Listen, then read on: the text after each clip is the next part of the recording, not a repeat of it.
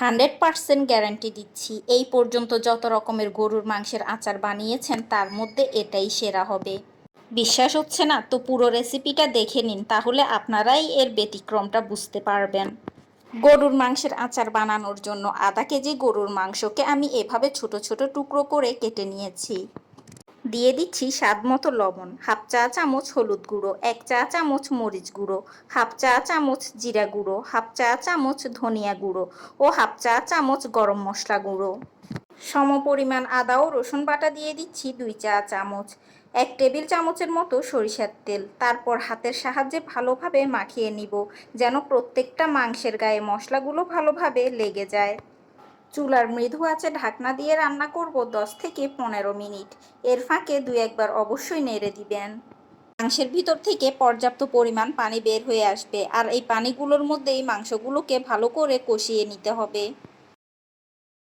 মাংসের গায়ের পানিগুলো যখন শুকিয়ে যাবে তখন এর মধ্যে পর্যাপ্ত পরিমাণ গরম পানি দিয়ে মাংসগুলোকে একেবারে সফট করে সিদ্ধ করে নিতে হবে। পানিগুলো শুকিয়ে এসেছে, আর এগুলোকে আরও শুকিয়ে নিব, যেন সম্পূর্ণ পানি শুকিয়ে মাংসের গায়ে মশলাগুলো লেগে লেগে যায়। রান্না করতে করতে এক পর্যায়ে দেখা যাবে যে সম্পূর্ণ পানি শুকিয়ে মশলাগুলো মাংসের গায়ে লেগে লেগে গিয়েছে। এ পর্যায়ে চুলা থেকে নামিয়ে নিব। দিয়ে দিচ্ছি 250 গ্রাম সরিষার তেল। তেলগুলো কিছুটা গরম হয়ে আসলে দিয়ে দিচ্ছি হাফ কাপ রসুনের কোষ। শুকনো মরিচ দিয়ে দিচ্ছি 4টি। তারপর এগুলোকে একটু ভেজে নিব। 2-3 মিনিট রসুনগুলো ভেজে এর মধ্যে দিয়ে দিব রান্না করে রাখা গরুর মাংসগুলো। অনবরত নেড়ে চেড়ে 2-3 মিনিট ভেজে নিব। তারপর এর মধ্যে দিয়ে দিব 1 টেবিল চামচ চিনি ও তেঁতুল দিয়ে দিব 20-22 কোষ। সময় এবং ধৈর্য নিয়ে আরও বেশ কিছুক্ষণ ভেজে নিব।